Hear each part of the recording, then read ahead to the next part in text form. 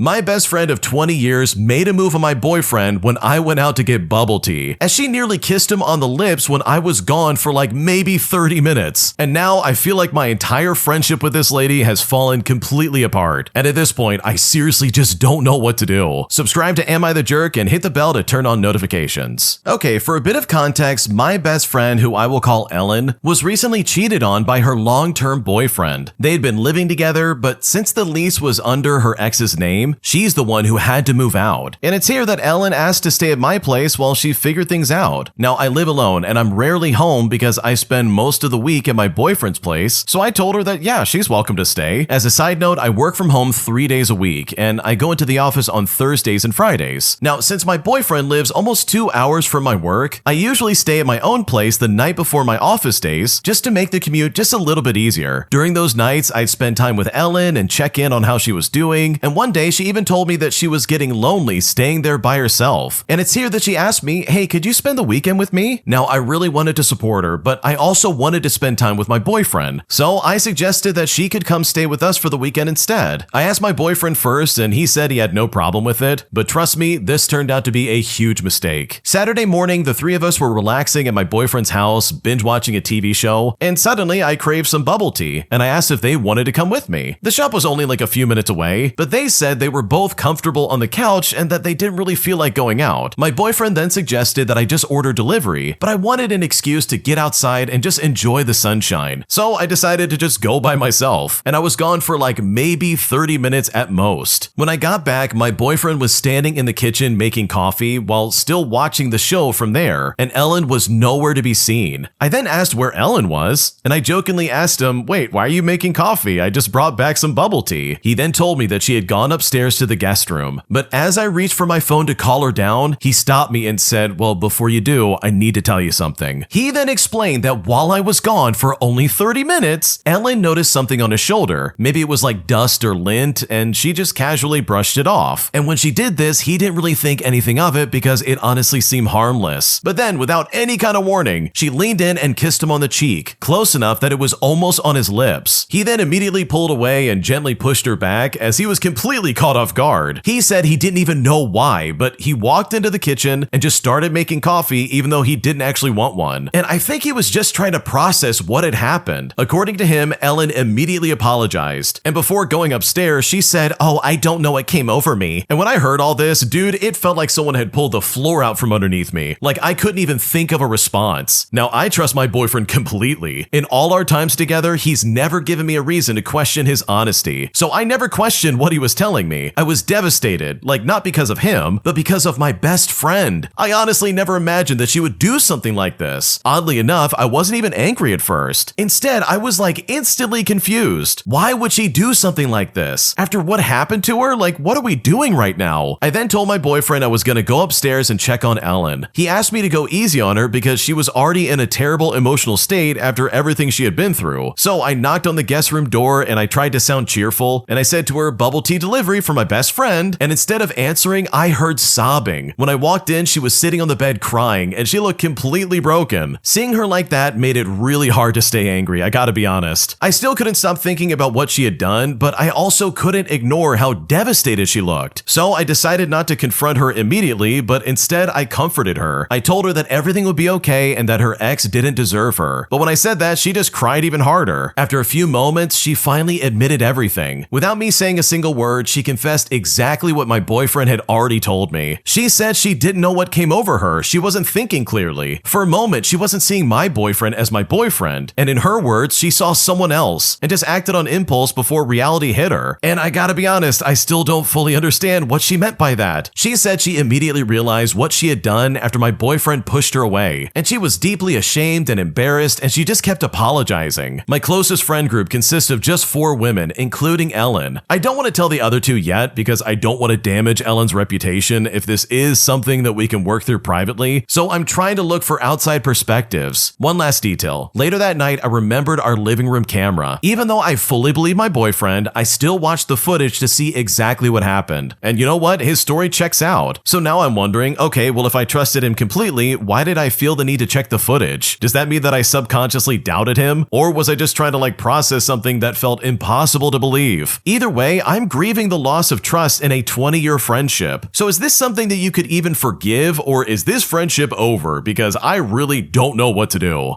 Okay, I'm gonna be the bad guy real quick. First off, you are way nicer than I would have been. Oh my gosh. If I brought my guy friend over to like spend time with me and my girlfriend, and I went to get bubble tea and I came back and found out my friend made a move on my girlfriend, things would get violent so fast it's not even funny. Oh my god. I don't care what kind of emotional state you're in. Don't ever make a move on someone else's partner like that. There is no good excuse for that. It doesn't make sense what she's saying too, by the way. Like, this is all complete bullcrap. I understand that she's going through a breakup, but guess what? I've gone through breakups, and I've never felt the need to lean over to my best friend's like girlfriend and secretly kiss her and be like, oops, I didn't mean to do that. Like, what are we talking about? Like, maybe I'm heartless. Maybe I'm just a massive jerk here. Like, this might be a situation where I'm in the wrong, but oh my god, this is so wrong. So when you ask like, hey, is this friendship even worth saving? In my opinion, no, dude. If this was me and I can only speak for myself, like literally I would kick her to the curb and not think twice about it. Like, this is so unacceptable. Like, I'm glad your friend's being honest and she's like, I messed up, I'm so sorry. Like, sure, you could be sorry, that's totally understandable. But for starters, you need to find another place to stay. And secondly, she should not be around your boyfriend ever again. That is unbelievably unacceptable. Because think about it, there is no excuse for this. And it's so funny for her to be like, I acted on impulse, my bad. And it's like, oh cool, yeah, your impulse only hit when you left the apartment. Like, that's a load of crap. She's not crying because she's sorry. She's breaking down and crying because she got caught. Because your boyfriend's clearly a good man and rejected her creepy advances. Like, oh my god, this really pisses me off, dude. I hate everything about this. 20 years of friendship absolutely down the drain, all because she decided to make a move on your boyfriend. Like, this lady's an idiot. Oh my gosh. And I understand that you're like, oh man, I don't want to like ruin their reputation or whatever. Like, no, screw that. She made an unwanted like romantic contact with your boyfriend that he did not consent to. That is messed up across the board. There's no good excuse, and in my opinion, I would tell everybody about it. But hey, that's just me. What do you think? Is this a situation where you could ever begin to like forgive your best friend of 20 years over this? So seriously, leave a comment down below. I would love to hear what you have to say because this story is absolutely crazy. If you like Am I the Jerk, be sure to subscribe if you haven't already. I mean, we've got a lot of new people who are coming in recently, and I love to see that. So please, if you're new, first off, welcome in, but also subscribe, dude. We would love to have you join the community, which by the way, this is like the best community on the internet. Like seriously, 99% of the comments are people just vibing and being like, oh, that was a cool story. Or they're talking about like what they're doing and like, I don't know, it's just very interactive and I really appreciate that. So if you're just now joining in with us, like you're in for a good time. Like it is a fantastic vibe around here and I think you're gonna have a good time. Now, speaking of good vibes, and I always promote them just because I love them, but please check out Am I the Genius as well. They're gonna be linked down below in the description and they are like a fantastic channel that you should definitely be checking out. And they're making content all the time just like us and they do a fantastic job and we absolutely love them. Now, one of the cool things about this community is that you can actually submit your own stories. And if you want to do that and you want to get your voice out there and possibly get it on the podcast itself, then you should go to amithejerk.com/submit. I do these videos all the time and I'm constantly looking through there to try and find the best stories to showcase. And honestly, I would really love to hear what you have to say. And hey, maybe sometimes like sharing a story, like a full-fledged, this is what happened in my life is like a little bit outside of your time schedule. Or maybe you're just like, dude, I just can't be bothered. But guess what? You can always leave a comment and I love reading these comments, dude. Especially this one recently from Falcon Plays. They literally talk about how tipping culture is not a thing in China. And apparently, and I didn't know this, and this is crazy, tipping used to be illegal, but now it's legal again, even though it's still banned in some restaurants. And honestly, I did not know that at all. Like, I totally knew in Europe that like tipping was like discouraged, and especially in Japan, it's like, no, you don't tip people, that's considered rude. But to ban it completely, like legally, you can't do it. It is illegal to do that and you'll get in trouble. Like, that is surprising. I genuinely did not know that. So yeah, this is like what I'm talking about. It's one of these comments where it's like, dude, I did not know that. That is fascinating. So yeah, man, if you're new, start getting involved. We would love to hear from you. And with that, let's get back to the video and on to the next story.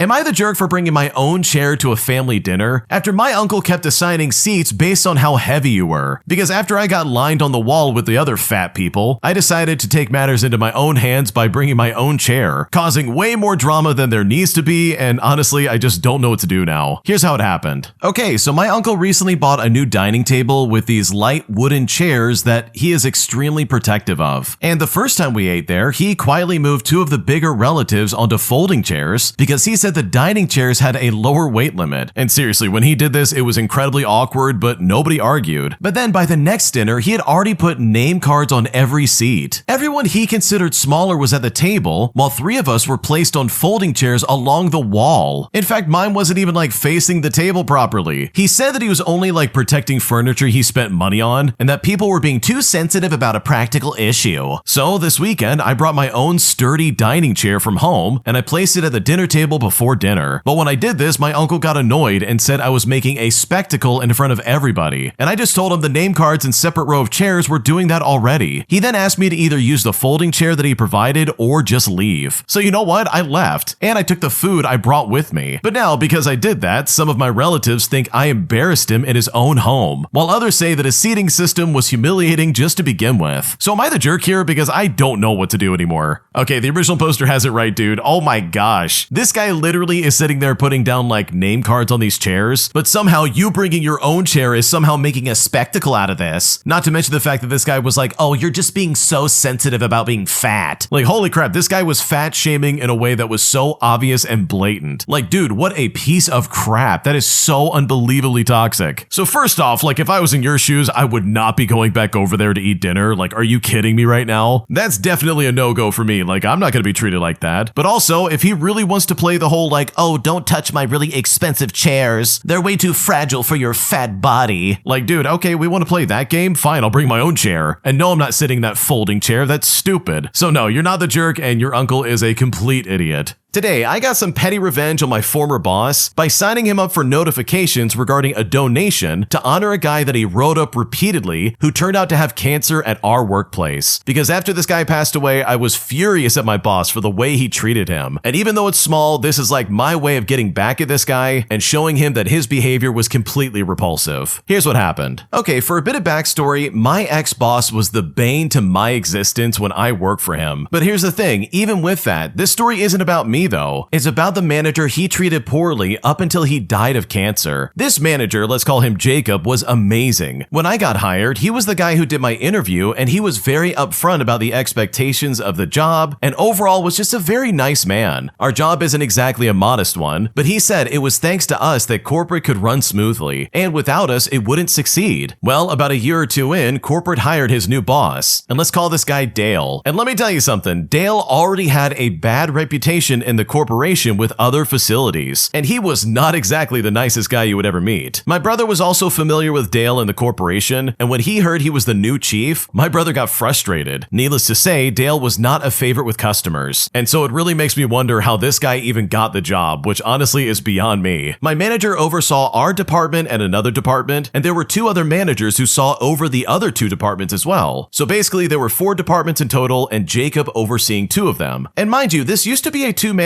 job. Jacob had been asking for them to hire a second manager again, so the workload wasn't so overwhelming. I mean, both of these departments are the biggest, basically with like around 75 people, while the other 2 were only about 30 people. But eventually they hired a second lady who basically took over and helped out. Well, after about a year, Jacob confessed our new boss had been writing him up over and over again. And this was for like super minor things, like paint jobs not being a good shade of red, or not staying over to help out when he was leaving at scheduled times. He told us in all his years of working there, and even anywhere at all, he's never been written up. He was less than 5 years away from retiring, and was even talking about spending the remaining years working at McDonald's just to get away from the hostile environment. Corporate was not doing anything, and human resources was basically accusing him of making it up, and just siding with Dale that Jacob deserved the write-ups. We were on to our spring projects when news came that during an interview, Jacob fell asleep. Now the woman, let's call her Kathy, told Dale that she was concerned for his health. Now, I gotta be honest, Kathy is a case of her own. She had no experience in our department and only got the job because her office was next to Dale's, despite multiple qualified people applying for it. And we're talking individual leaders of group projects across the company applied, and some of them had over 15 years of experience. Most of us didn't like Kathy because she would give us a project that really never made any sense, or she would suggest an idea that virtually couldn't work, or would just flat out make the project longer to complete. Well, Dale put Jacob on temporary leave, but then instantly hired a replacement. The replacement was a kid, like barely an adult. We're talking like 18 years old. And yeah, this guy also had no experience. So now our department was ran by people who had no idea what they were doing. And according to one of the senior coworkers, she saw Dale and the replacement at church together, always talking. So you can imagine how annoyed we were. So now, considering Dale having written Jacob up numerous times, we suspected he was going to fire him regardless of if this was a health concern or not.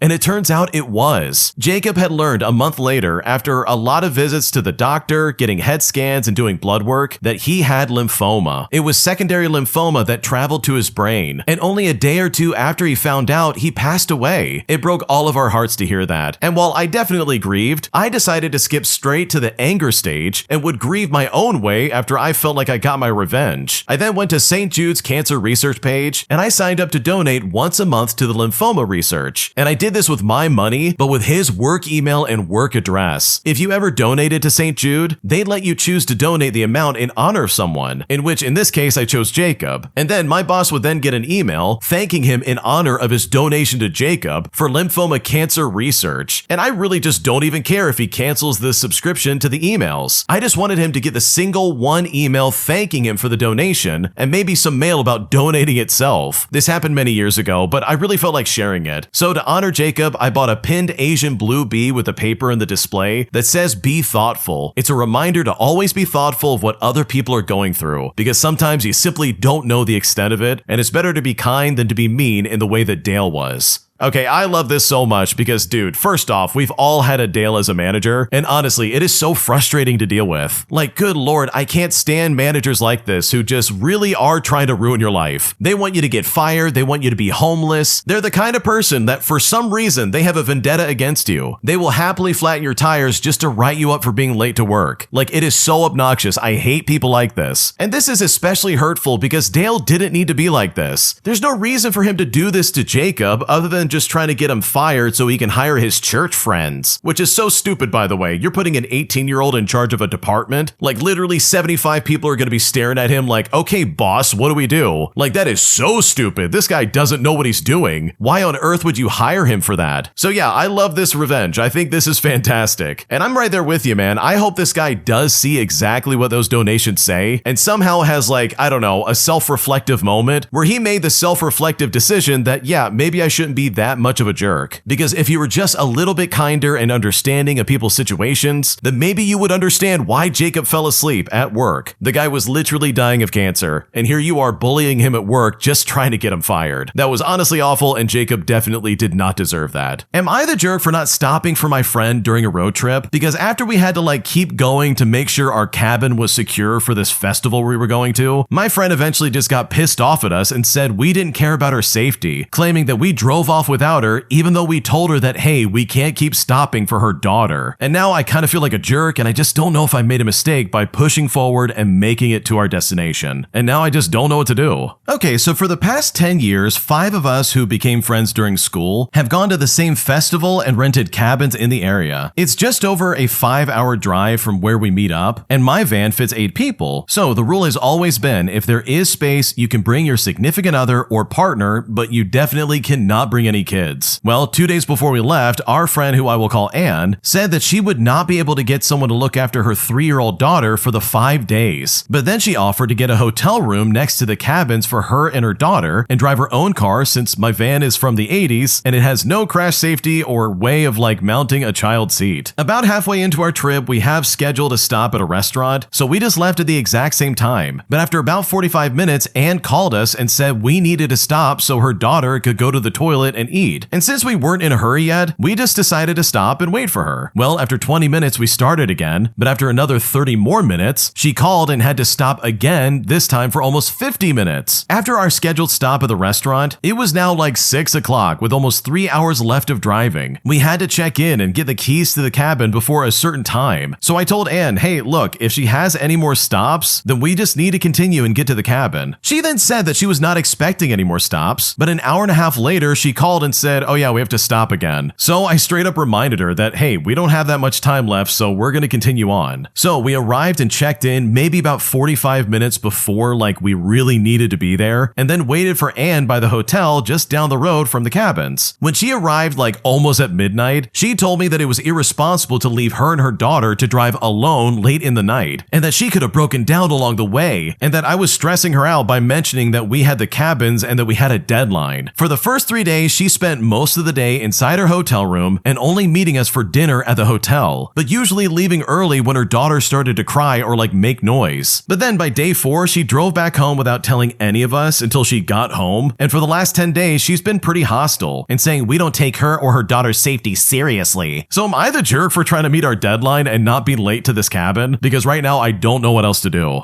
Okay, honestly, you guys do this trip every year. How does Anne not know the rules? Seriously, you've done this for like 10 years, bro. Is she really gonna sit there and be like, well, oh my gosh, you need to wait for me? Like, no, dude, you can't have kids on this trip. Like, I'm sorry, but that's not how it works. Plus, if we don't make it to the cabin in time, there's a chance it might get canceled. Like, what are we talking about? We have to wait for you. So no, you're not the jerk. This is really selfish behavior from her, and it's just not fair at all. Because you did everything you could to try and be accommodating. And she also knew what was going on when it came to this trip. She's done this for a while, and there's honestly no good excuse. An entitled bus driver is constantly bullying me every time I come up to the shuttle, as he likes to try and drive off without me, even though he sees me approaching his bus. And after having this happen so many times, as well as reporting him to the university that I go to, I'm now at my breaking point because I seriously don't know what to do. Here's what happened. Okay, so I don't know if I would call what he is doing bullying or not, but all I know is that he does not like me. For reference, I work at a university that has an extensive shuttle system around the campus and around the city, and as part of my commute, I take one of the many shuttles to the building I work in. There's an app that tracks the shuttle location and shows the stop locations as well. Anyways, one day I was approaching the bus stop where I saw one of the shuttles sitting there parked, and the drivers often take 5 to 10 minute breaks at particular stops along their route, and when I looked at the app, it said that the bus wasn't supposed to reach its destination a few blocks away for another 10 minutes. So I figured I would have time to get to the crosswalk and cross the street to get to the shuttle. When I did and got on the bus, the driver, let's call him George, not his real name, who is one of these fake Sam Elliott wannabes, scoffed at me and said, "You could have just cut across the street, kid, there was nobody coming." But I told him that even though nobody's on the street, I wasn't gonna jaywalk because it's dangerous. I mean, common sense, right? Well, George didn't think so. He laughed and warned me not to think I could take my sweet time catching up to the shuttle because he had a schedule to keep and was told not to waste his time. I asked him when he was planning on departing because I was going off what the app said, but he said it didn't matter because he could have been leaving at any minute and that I was lucky he let me on at the stop he was scheduled to be at that time. Now, I didn't want to continue the stupid argument, so I just said I'm not jaywalking and then I took my seat. We ended up sitting at the stop for another 5 minutes before he left, so why would he tell me to do something that could have gotten me hurt? The next day, I arrive at the same crosswalk at the same time, and there's George sitting parked in the shuttle across the street waiting. He sees me and gets this weird smirk on his face. Despite the app saying he wasn't going to arrive to the next stop 2 blocks away for 10 minutes, he all of a sudden grabs the steering wheel and turns on his blinker, despite not being able to go until I crossed the street because he was at a red light. I stepped into the shuttle and he says, "What would have happened if I drove off just now?" And when he said that, I looked at him with bewilderment. I just said to him, I would have waited for another shuttle, and then I sat down. He scoffs again and takes off immediately, making it to the next stop and sitting there for his break instead. The third interaction that we had, he was ready to peel off, but the red light gave me the time it took to get across the street and approach the bus door. But this time, he didn't even look at me when I got on, instead telling me rudely to sit down. I barely had a chance to do so before he started moving the shuttle. This time, I plainly asked him what the issue was with me, since I offended him in some kind of way. I don't know what I did, and to that he said, "You waste so much of my time at the crosswalk, kid. You could just cross the street." At this point, I was genuinely confused and asked him if the bus schedule needs to be updated, if he really needs to leave that stop so urgently. He replied, "That's not the point. If I'm waiting, you hurry up, even if I'm not waiting for you." At this point, I realized I was arguing with someone who got some kind of weird power trip out of driving a shuttle. I told him that you should never encourage someone to break laws just to catch a bus, and he just didn't even answer me when I said that. After that exchange, every time he sees me approaching the crosswalk to the stop, he suddenly ends his brake and drives drives away from the light the minute the light turns green. If there are other people at the stop with me, he'll scowl at me when I get on and act really put upon when other people thank him once he reaches their stop. I mean, it's just so stupid. I've tried to memorize which bus numbers he drives, but with the university shuffling around employees due to various layoffs and funding issues, he's been surprising me at other stops. Sometimes he'll see me at a stop waiting and go, or stop a couple of bus links away from the stop just to make me jog to the shuttle. Or he will pretend not to see me at the stop if I'm alone and drive right past me until I wave him down. I have reported him to the university, but I get no response other than the fact that they say they're looking into it. I've also started using other lines and stops than the one he typically stops at, but like I said, he surprises me sometimes. My job is too far from the bus stops my commute usually takes me to, so unless I feel like running, the shuttles are the most viable option. Regardless of my options, I shouldn't feel victimized for wanting to ride a bus. It's all just really weird and I seriously don't know what to do. Wow, this guy's a massive jerk. Like, he's not only having a power trip as you described, but he's also trying to like lord over you in some kind of way. And that just doesn't make any sense. Like, seriously, just leave the original poster alone. They're just trying to go to work and you're making things weird. In my opinion, I think it wouldn't be a bad idea to start recording every interaction you have getting to that bus, because clearly a written report is just not working for these people. You need some kind of like visual evidence to like show on social media and be like, hey, this bus driver is literally bullying me. They're causing nothing but problems in my life and I'm sick of it. So hopefully this gets figured out sooner than later, because this bus driver sounds insane and there's no reason for you to be treated that way in the slightest. If you like Am I the Jerk, you're probably going to love Am I the Genius. Check it out, link down below in the description. Also, go to AmITheJerk.com/submit if you would like to submit your own stories. I caught my boyfriend flirting through text messaging with another girl once again, and after dealing with this several times with other women, I'm honestly at my breaking point and I seriously now don't know what to do. Here's what happened. So I've been with my boyfriend for about 4 years. We have certainly had our ups and downs through our time together, as any couple does, but this issue has resurfaced one too many times. Once again, last night, I found my boyfriend messaging a girl. While at first I try to give him the benefit of the doubt and think maybe he's messaging them because he needs help with schoolwork because they are from his class, but I could tell it was flirtatious on his part. He was sending selfies of himself, asking what she's up to, and told her that he only sits in class where he does because of her, and would even hint at hanging out with her later, or even just complimenting her in general. I admittedly snooped on his phone while he was asleep. I mean, curiosity just killed the cat, and I saw the first iMessage on his phone with this girl that was muted, and it's right then that red flags started to go off in my head. I immediately was brought to tears and I ran to the bathroom and I threw up from the stress. There's more to this because this isn't the first time, nor is it even the second or the third time. Last month, the same thing happened. His plan goes the same way, where he casually mentions that he made a new friend in his class and that's that. But then he starts talking about the girl a little too much for comfort. I'll get curious and look at his phone, but I'll snoop around and find text messages of him coming across as flirtatious and going out of his way to double text them and ask them to plan for a hangout. Now, as a side note, as this is important, throughout our entire relationship, there has never been an issue of not allowing each other to use our phones. I mean, I'll casually lend him mine for anything, and he's done the same for me as well. I mean, I have sat down with him just last month and talked to him seriously about my feelings and just how hurtful all of this is, and how I would appreciate him being honest with me instead of hiding things, and how I believe it is going too far to ask another girl to hang out one-on-one, especially without my knowledge. But I guess all these previous incidents just didn't matter to him. I've expressed to him it is borderline cheating at this point because it has happened multiple times, despite me having told him how I feel about his inappropriate behavior. This is a difference between just being friends and then being overly friendly. And I know what you're thinking. Well, why stay with him? What does he offer anyways? I should just leave. I mean, I can already hear the comments screaming this at me. And trust me, I know, guys, but it just doesn't feel that easy for me. And this is because I'm currently staying with him, as my living situation for my apartment has been catastrophic. And I don't want to go into detail about it, but it has led me to needing to stay with him more frequently. The soonest I can realistically move into a better situation is potentially May. I was planning on getting an apartment with him, but I don't know how reasonable that is anymore with this. I am extremely stressed for my future living situation. I don't want to crawl back to my apartment that I have right now because of a number of reasons, but if I have to, I could try. I just don't know how to muster strength for it. Additionally, he has been my rock for everything. It's really difficult because I've gone through a lot of awful experiences in my life already, and he has helped me through the scary, dark times, and I have difficulty visualizing how I can manage without him. We have broken up before and it was ugly, but we ended up rekindling the fire and things have been fine, but not great, obviously. Now, I take this to the internet because I feel so stressed out and lost. Part of me thinks I can just suck it up and accept it for what it is. I can just move on from it and hope that I don't discover anymore. But the other half of me thinks that's just garbage. I'm already having immense difficulty with other things in my life at the moment. I mean, I'm a full-time university student, and also I support myself financially, and I have other things to worry about. So I'm worried if I should just put this on the back burner and continue to live and stay at least somewhat comfortably with my boyfriend, who has helped me through a lot, or if I should just call it quits. Because at this point, I seriously don't know what to do. Yeah, it sounds like your boyfriend is like actively trying to cheat on you, and it doesn't seem like any conversation you're having with him is at all getting through his thick skull. This guy is clearly trying to get with other women. Like, he is actively flirting with them via text messaging, and he's going out of his way to like find new women to befriend and be like, oh, I found a new friend, and you know it's always a woman. It's always the same story every single time. He does this sketchy stuff, then you find out about it and have a talk with him, and then maybe he gets better for like a week or two, but then it's right back to the same situation where he's finding another girl to text, and it's just like, when does it end? So yeah, in my opinion, your boyfriend definitely sounds super sketchy, and it doesn't sound like he's being faithful at all. And I wouldn't even call this like borderline cheating. It really does sound like cheating, and in my opinion, you definitely do not deserve that in the slightest. Am I the jerk for not sending a message to my stepdad that his brother passed away? Because right now, I'm being called a jerk, despite the fact that I went no contact with him for over 10 years. And at this point, I seriously don't know what to do. Here's what happened. Okay, so for a bit of background, my stepdad and I got on fine initially when my mother was around, but sadly, she passed away 13 years ago. From the moment she passed away, he stopped being a father figure. My brother moved in with my grandma, and I decided to stay at our house. I guess it was the last reminder of my mom, and I didn't want to give up my home. My stepdad would leave the house for weeks, leaving like $30 for me to buy food, and if I'm lucky enough, for electricity and gas. And I was 15 at the time. At that time, I accepted that he was going through as much grief as me and just kind of accepted it. He is from Jamaica, and in his words, at 15, I was a man. I would have my friends around sometimes just to be around other people, and he would come home every once in a while, but ultimately left me to fend for myself for weeks and months at a time. Then, when he found a new partner and his kids came to England from America, which by the way was a complete surprise to all of us in my family as we didn't know that he had kids, he started wanting me to look after his kids during my half terms, which I refused because as far as I was concerned, it was not my job to feed them or to even look after his kids while he would go out with his friends. Eventually, he asked me to leave the house. My family on my mother's side was furious, but in the end, I left to live with my grandma. Since that day, I have refused to interact or talk to him. I don't have severe anger towards him, but I just don't want to talk to him ever again. Moving on to the present day, and last week my aunt found out my stepdad's brother had passed away. While I have no personal issues with my stepdad's brother, I really don't know the man. I saw him like 5 times when my mom was alive, and then never spoke to him again as he just wasn't ever around. My aunt strangely has been making a massive deal about it, about how no one on my mother's side of the family has reached out to him more, and in particular, she is upset and disappointed that I chose not to message my stepdad, and I made it clear that while I don't wish him any ill will, I have not spoken to that man for over a decade and I would like to stay that way. My brother has informed me that she has constantly mentioned how what I did is wrong, but I feel like I set my boundaries and I just want zero interactions with that man. But maybe I'm wrong, I'm honestly not sure. So I need to know, am I the jerk in this situation? What should I do? I don't think you're the jerk at all. It doesn't sound like your stepdad was a very good dad at all, and this is all simply because he left you for weeks on end with very little money. Like, I don't know about you, but $30 for several weeks is not that much. And especially for like a teenager to be left in that situation, like I know if I was 15 in that scenario, I would not know what to do. Like at that age, I wouldn't have nearly enough life experience to have anything figured out, let alone be forced to live by myself without any kind of parental figure to like guide me and help me get stuff done. And I'm sure others probably could figure that out when they were 15 years old, and to them, I congratulate you for being that mature at that age, but there's no way I could do that if I was in the original poster's shoes. So with all things considered, I don't blame you for having no contact back with your stepdad because he really did not care about you in the slightest. And in my opinion, anyone who's like, wow, how could you cut him off like that? Those people very clearly turned a blind eye to him basically neglecting you. And that is something that you absolutely did not deserve. My best friend of 10 years always seems to be envious of everyone and everything, including me. And after dealing with this recently, I'm now questioning our friendship, as at this point, I seriously don't know what to do. Here's what happened. Okay, so we've been friends for almost 10 years, and this is probably the first time I have ever considered cutting her off. Essentially, my friend is an envious person. She's admitted to it in the past. When she sees people with luxury bags, shoes, lifestyle, and traveling around, she feels jealous and wants the same for herself. I can't say I relate, but I do understand why she feels this way. This used to bother me, as she has been the interim breadwinner for her family ever since she had a job, and I chalked it up to that. And the jealousy is never towards me or any of our close friends, but it's more on the kind of stuff that people brag about on social media. I have also known her to be a kind person and an amazing friend. She's the kind of person that would drop everything for you if you tell her you need her. She really is a sister to me. She got promoted at work about 2 years ago or so with a significant addition to her pay, and I was ecstatic to see her fulfill the life that she wants for herself, as I know how important it is for her to experience the things that she always seemed to only see in other people. So she did exactly that. She bought the things that she used to tell me about and traveled to places her social media friends have gone to, and go to all the new and trending restaurants. I mean, heck, I'd even indulge with her every now and then. However, recently I noticed that every conversation we have is her picking on people we don't even know, and the comments would be her saying stuff like, why is her Instagram story like that? The colors don't even complement each other. Or she'll say, how tacky is it to wear 5-inch heels at the mall? It's just this petty, judgmental stuff, and I would not react to what she said as to not further enable her, but I would simply remain quiet. The real issue is when she started saying she was jealous of my achievements as well. I had a hefty pay raise recently that I fought tooth and nail for. Hence, I was ecstatic to treat her and one of my other friends to dinner because they truly saw me through this feat and gave me the confidence to ask for what I deserve. Upon sharing the news, her response was to say, wow, I'm so jealous. I have a higher role than you and you probably already match my salary. Now, this comment really caught my attention because, as I've mentioned earlier, she wasn't like this to her close friends, and she would often say that she would never see us as competition because we are closest friends. What she said to me felt off, but I gave her the benefit of the doubt and I just let it go. The biggest blow to our friendship was an opportunity that I've been looking forward to travel outside the country for work. This would require me to travel to a different continent and spend a good amount of time that is paid for by our company. But by no means am I vacationing, as I will be there strictly for work. When I stupidly shared what I thought was good news, she said it again. Wow, I'm so jealous of you that you're going to another country. That's one that I've dreamed of going to, and you're gonna be there before me. I want to go as well. Mind you, this country has only come up in conversation before when I'm telling her how much I want the opportunity to work there. So this time I decide to say something. I spoke calmly and I said, hey, we always said we'd never compare ourselves to each other. If you want, you can come with me and we can explore on the weekends. And after I said that, there was absolute dead silence. She acted like she didn't hear me, and we sat across from each other for 45 minutes without speaking. The next time we saw each other, she told me about her flight and itinerary to the same country I was going to. No mention of my offer to go together because she's planning to book her flight ahead of mine. This felt really gross to me because up until this point, I thought that the jealousy towards material stuff is actually motivating her to work harder, but I would have never deemed it could be done with malice, more so against me, like ever. What's really throwing me off is that she was unwilling to even talk about it, which really leads me to believe that she is aware of her awful behavior and she is consciously or even unconsciously admitting that she is jealous of me in situations when I have good things to share. I don't know about you, but I believe that when people around you wish ill of you or pray for your downfall, that negatively lingers. And if you are incapable of feeling happiness towards your friend's achievements, how much of the friendship is still left in that? So I'm now left trying to figure out how to approach this because at this point, I seriously don't know what to do. Yeah, your friend sounds super toxic. I'm just gonna say this outright. She can't celebrate anything that you have in your life without feeling jealous that she doesn't have it as well. Like, this just doesn't sound like a good friend at all. And as someone who has dealt with people like this in my own life in varying degrees, I can tell you that from personal experience, that jealousy soon becomes resentment on her end towards you, especially if you're doing better than her. And it's so funny because you've never acted this way towards her at all. Like, you've never flipped this around around and acted jealous towards her for all the money that she's gotten. Instead, you've celebrated with her and said that's awesome. So it's really unfortunate that she can't do the same. And hopefully this gets worked out sooner than later. Am I the jerk for not wanting to make cheesecake for another family event? Because right now, my mom is angry at me. And at this point, I seriously don't know what to do. Here's what happened. So I'm a 19-year-old female and I still live with my family. And for a bit of background, my parents have a pretty nice house. So usually for most family gatherings, people come to our house for the festivities. My parents are normally kind and understanding people and do give me choices on what I want to do. So about 2 years ago, I went to New York City and my mom ended up buying me a cheesecake cookbook from one of the restaurants they have. I fell in love with this cookbook and it's now my favorite cookbook that I own. When I returned from my trip, I made a standard cheesecake from the book, it being a baked cheesecake with a sponge cake crust. It was a hit with my parents, so my mom asked me if I could make it for Thanksgiving that year, so I agreed. Again, it was a hit with my family and everyone complimented me on it. Now, the cheesecake itself is very time consuming, taking almost 3 hours, including prep, mixing, and baking, and it's very stressful because if one thing goes wrong, the whole cheesecake will suffer. Even if you mess up the cooling process, the cake can crack or get soggy. It used to be fun, but now I hate having to mask it every time we have a holiday. Now, I went to the kitchen mostly looking for something to make myself for dinner, and I saw cream cheese in the fridge and I ended up sighing heavily. I was planning on hanging out with friends, but because I forgot all about the cheesecake, that means I may end up having to come home early. And this is just to make sure that I have enough time to make this stupid cake. My mom asked me what's wrong, and I tell her in these exact words, I'm going to have to come home early because now I have to make the cheesecake. And I will admit it, I did say this in a bit of an annoyed tone. My mom then got all defensive with me, saying how everyone loves my cheesecake and how I would be letting everyone down if I didn't make it. She then called me lazy and did the little passive-aggressive, fine, have it your way. And when she said this, I was so shocked I just couldn't even speak. She just continued to rant to me how she was going to figure out a way for there to be a cheesecake. I ended up telling her that I didn't say I wasn't going to make it, but that it is annoying that I'm always making this cheesecake only when she wants me to. I can't bake when I want to, but when it comes to this cheesecake for family gatherings, it's all of a sudden a family tradition. I know everyone likes my cheesecake, but it's also such an annoying recipe, and it causes me stress to make sure nothing goes wrong with it. Should I just make it to make everybody else happy? Am I being selfish right now? What should I do? No, I don't think you're being selfish or the jerk. Like, this really is kind of like obnoxious at this point, and it's almost expected instead of people like asking you to try and make it for them. Like, if they asked you ahead of time, then probably you would be more inclined to be like, yeah, sure, let me plan on it and then we could just get it done. But the fact that your mom and your family have all these ingredients and they're almost shoving it at you and saying, here, make the cheesecake, with no regard to how long it takes you to make it in the first place, in my opinion, is just so inappropriate. So I think you could make the cheesecake this time, but then say, hey, in the future, if you want me to make this, then you need to tell me well in advance, because having this sprung on you at the last second is just not fair. And if I was in your shoes, I would feel the exact same way. An entitled Karen demands that she be allowed to cut in line at my customer service job, claiming that her needs are more important than all the customers ahead of her, and she even goes as far as asking me if I know who her husband is. And with all things considered, I'm honestly still blown away by her entitlement, but I'm also so incredibly satisfied by the way that she got shut down. Here's what happened. Okay, so this actually happened about 20 years ago, but for some reason it popped into my head, so I simply had to share it. When my now ex-husband was stationed at an Air Force base along the Gulf Coast, I worked in the layaway, customer service, catalog order, and gift wrapping department at the back of the base exchange there, and had already been there for over a year. I was very well liked by both my coworkers and supervisors. Usually at this department, it's just kind of a walk in and get what you need, as it's usually not a super busy department. However, beginning not long after Halloween and on into the new year, it gets horribly busy, and at that point, it was required by everybody to pull a number from the ticket dispenser at the entryway of the department. Once the holiday season began, this was absolutely a hard, fast rule no matter what. Anyways, one weekend day, we were wall to wall filled with people, and from the moment we opened the registers, we were just really busy. It got so bad that we had to call a couple people over from other departments for the sole purpose of ringing through layaways, just so a couple people in our department could do nothing but gift wrap and grab layaways from the back that were being paid for in full. And I was one of the people at the register that was doing payments on layaways. I'm waiting on a customer when I happen to glance up and see a woman walk through the entryway and come straight to my register. No number grab, no nothing. She just walked straight up to me and interrupted me with the customer I was currently assisting. She said to me, "You need to help me immediately. I'm in a rush and I can't wait very long." So I look at her and I say, "Ma'am, while I can appreciate that, everyone here has somewhere else they'd like to be. If you would just grab a ticketed number, I can help you in just a moment." And before I could even continue, this lady interrupts me and says, "I don't have time for that. You need to assist me right now." At this point, I'd finished up with the customer I was helping, and I turned to click on the now being served sign